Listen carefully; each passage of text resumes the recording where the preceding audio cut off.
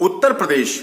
पंचायत चुनाव को लेकर जो लगातार सरगर्मी बनी हुई है, जिस तरह से माहौल बन गया है, लोगों में स्थिरता नहीं आ पा रही है, उसी सब दूर करने के लिए, क्योंकि जो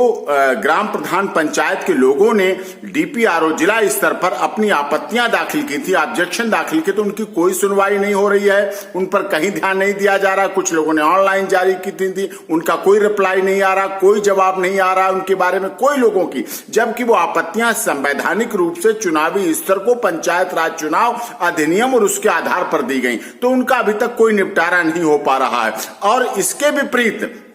जहां अधिसूचना नोटिफिकेशन जारी कर दिया गया उत्तर प्रदेश सरकार द्वारा, ग्राम पंचायत चुनाव को लेकर नोटिफिकेशन जारी हो गया, आचार संहिता लग गई, आगे का प्रोसेस हो गया, यद्यपि ये सारे दिन छुट्टियों के थे। ये भी एक बहुत बड़ी विडंबना है कि ये जब अधिसूचना जारी की उसके अगले दिन से ही पूरी छुट्टियां लगा दी गई और उसके बाद आगे का प्रोसेस शुरू कर दिया गया, जिससे कोई कानूनी कार्रवाई। इन्हीं सब चीजों को देखते हुए समय बहुत कम है, कई पंचायत के लोग इस बारे में संपर्क कर रहे हैं, मिल रहे हैं, आ रहे हैं, अपनी आपत्तियां दे रहे हैं, अपने चीजें ऑब्जेक्शन दे रहे हैं, और इस बारे में अब हम पूरी तरह से आश्वस्त हैं कि सभी चीजें, डॉक्यूमेंट, उनके election I card, Aadhaar card, pan card और आपत्तियों को सभी को लेकर जितने भी याचिकाकर्ता होंगे उत्तर प्रदेश पंचायत चुनाव से संबंधित, उनके बारे में जो अधिसूचना हुई, आचार संहिता हुई, इनको चैलेंज करने के लिए माननीय सर्वोच्च न्यायालय में शीघ्र ही हम एक याचिका लगाने जा रहे हैं, जिससे निश्चित तौर पर समय बहुत कम है, लेकिन in the interest of justice, न्याय हित में,